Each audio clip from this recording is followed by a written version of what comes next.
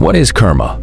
The word karma simply means an action, but it is not as simple as the literal meaning suggests.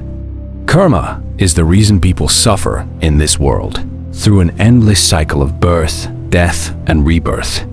This cycle is referred to as Samsara. But why do they suffer by doing karma?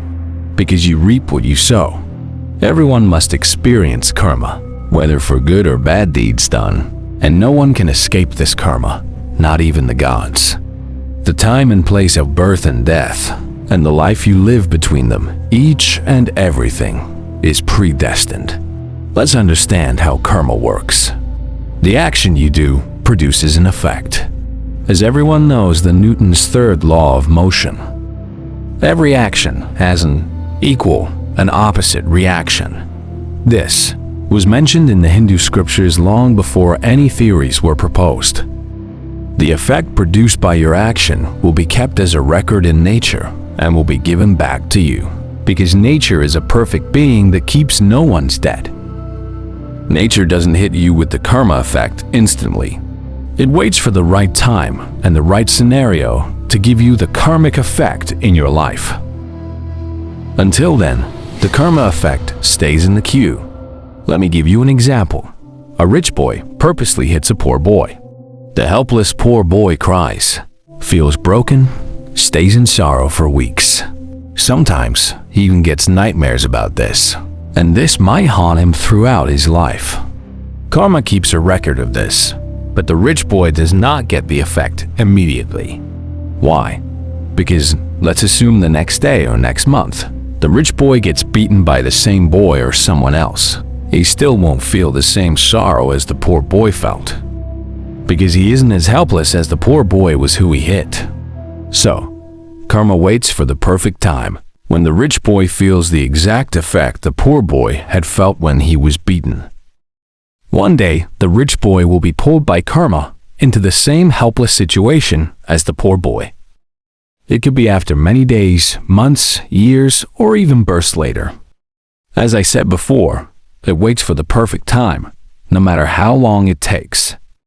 Then, on one destined day, he gets beaten by another person, or even the same person, and he receives the same amount of physical and emotional effect he had given to the poor boy earlier.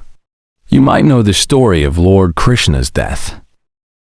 In his previous birth as Lord Rama, he had killed Vali from behind, near a tree.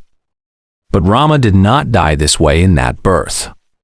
So, in his next incarnation as Lord Krishna, he was killed from behind by a hunter who mistook him for an animal in the forest. You may have heard this in the story of Lord Jagannath. This is a classic example showing that karma waits even for births, but it will surely give you back the effect, no matter the time or the person. In the scriptures, karma, or the actions we do, are usually divided into three broad categories. 1. Kaya, karma done by the body. 2. Vacha karma done by the speech. 3. Manasa karma done by the mind. If you hit someone, then you get a hit back as well. This is an example of kaya karma. You might understand this easily, but wait. The karma you did is by kaya, but to perform kaya karma, it must first arise in the mind as an intention or a plan. So, this includes both kaya and manasa. You get a hit back, which clears your kaya karma, but you also get hurt mentally because it includes manasa karma. If you are walking on the street and you stomp on an ant by mistake, here the karma is only of kaya because you did not do it intentionally. You can get this karma back in many ways because you did it to an insect that couldn't react to you. For this hit, you may get a hit back, like maybe you get your feet stomped in a crowd, or you may slip and fall while walking on the road, or you may stumble and get hit by an object.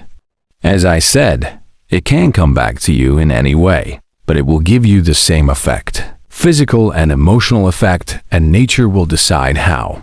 99% of karmas have manasa karma, regardless of whether the action is kaya or vacha. As a result, when the karma comes back, it doesn't hurt only the body or speech, but also affects your mind through sorrow and sadness. You may notice that these days, around 95% of people have mental health problems.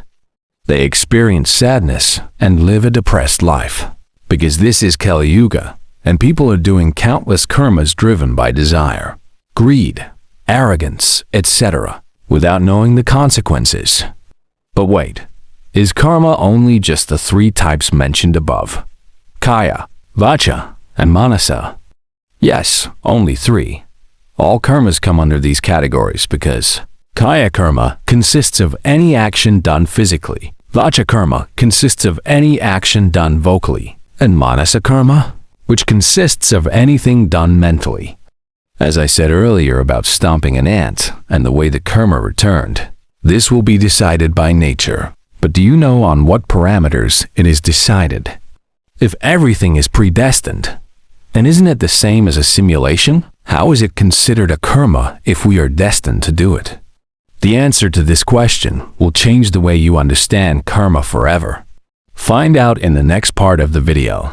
And also don't forget to comment below any questions that might have arisen for you after watching this video.